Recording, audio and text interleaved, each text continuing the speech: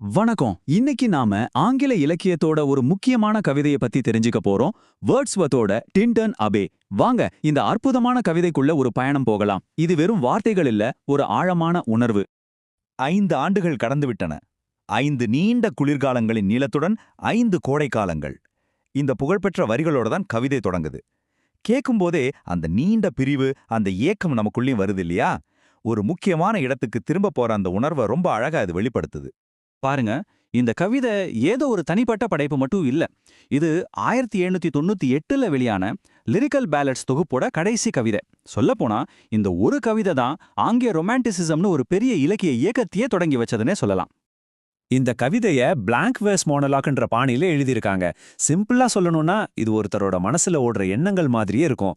எதுகை மோனே நீ எந்த ஒரு கட்டுப்பாடும் இல்லாம ரொம்ப இயல்பா ஒரு தியானம் பண்ற மாதிரி ஒரு ஃபீல் கொடுக்கும். இது அந்த காலத்து கவிதைகள்ல இருந்து ரொம்பவே வித்தியாசமானது. இந்த கவிதையோட அழகே அதோட அமைப்புல தாங்க இருக்கு. இது ஒரு கதை மாதிரி வரிசையா போகாது. ஒரு மனசோட சிந்தனை ஓட்டம் எப்படி இருக்குமோ அப்படிதான் போகும்.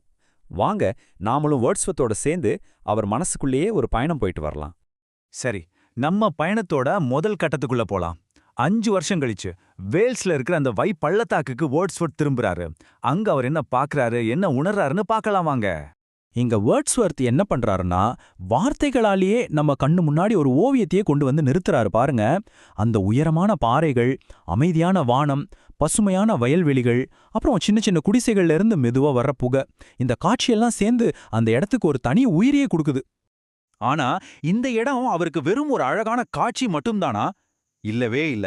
அவர் பரபரப்பான நகரங்கள்ல கஷ்டப்பட்டுட்டு இருந்தப்போ கூட இந்த இடத்தோட நினைவு அவருக்கு எப்படி ஒரு பெரிய ஆறுதலா இருந்துச்சுன்னு இப்ப சொல்ல போறாரு. இதுதான் இந்த கவிதையோட முதல் முக்கியமான கருத்து. இயற்கை நம்ம கூட இல்லாட்டியும் அதோட நினைவுகளுக்கு நம்மள குணப்படுத்துற சக்தி இருக்கு. அந்த நினைவுகளே நமக்கு ஒரு பெரிய பலம். இதுல ரொம்ப முக்கியமான பாயிண்ட் என்னன்னா, இது வெறும் ஒரு ஜாலியான நினைவுகள் மட்டும் இல்ல, இந்த நினைவுகள் தான் அவருக்கு ஒரு ஆழமான ஆன்மீக பலத்தையும் மன தைரியத்தையும் கொடுத்திருக்கு. உலகத்தோட பிரச்சனைகளை சமாளிக்க ஒரு பெரிய சக்தியாவே இருந்திருக்கு. 5 வருஷம்.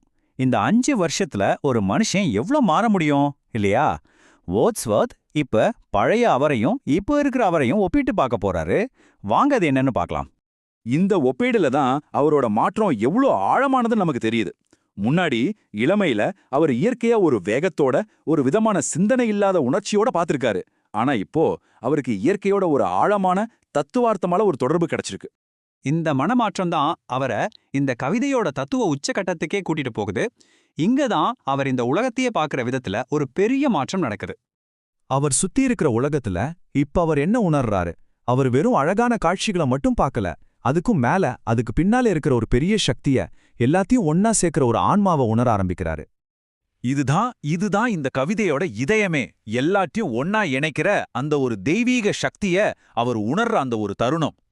அப்ப இயற்கைங்கிறது வெறும் கண்ணுக்கு அழகான ஒரு பின்னணி மட்டும் இல்ல, அது ஒரு உலகளாவிய ஆன்மாவோட வெளிப்பாடு. இந்த ஆன்மாதான் இயற்கையையும் மனுஷனோட மனசாட்சியையும் அவனோட நல்ல குணங்களையும் நேரா இணைக்குது. இவ்வளோ பெரிய தத்துவத்திலிருந்து கவிதை மறுபடியும் ஒரு ரொம்ப தனிப்பட்ட அன்பான ஒரு இடத்துக்கு வருது. அவர் தன் சகோதரிய பார்த்து பேசுறாரு. அவரோட பழைய இளமைக்கால உருவத்தை அவளோட கண்கள்ல பார்க்கறாரு. தனது வழிகாட்டியா இருந்த இயற்கை அவளுக்கும் ஒரு பாதுகாவலனா இருக்கணும்னு ஆசைப்படுறாரு. இப்படிப்பட்ட உணர்ச்சிகளும் தத்துவங்களும் ஒன்னா சேரதால தான் இந்த கவிதை கிட்டத்தட்ட 200 வருஷத்துக்கு மேல ஆகியும் இன்னைக்கும் பேசப்படுற ஒரு உன்னதமான படைப்பா இருக்கு. அதோட முக்கியத்துவம் என்னன்னு இப்ப பார்க்கலாம். சுருக்கமா சொல்லணும்னா, இந்த கவிதை நமக்கு சில முக்கியமான விஷயங்களை ஞாபகப்படுத்துது. இயற்கைக்கு நம்மள குணப்படுத்துற சக்தி இருக்கு. நம்ம நினைவுகள் தான் நம்ம யாருங்கிறத உருவாக்குது. இப்படி நம்ம மனசுக்கும் இந்த வெளி உலகத்துக்கும் இருக்கிற அந்த பிரிக்க முடியாத ஒரு தொடர்பை பத்தி ரொம்ப அழகா சொல்லுது. கடைசியா வேர்ட்ஸ்வர்த்தோட இந்த பயணம் நம்ம ஒவ்வொருத்தர மனசுலயும் ஒரு கேள்வியை எழுப்புது. உங்க வாழ்க்கையில உங்க நினைவுகளோட பிணைஞ்சிருக்கிற ஒரு முக்கியமான இடம் எது? அந்த இடம் காலப்போக்கில் உங்களை எப்படி மாத்திருக்கு? யோசிச்சு பாருங்க.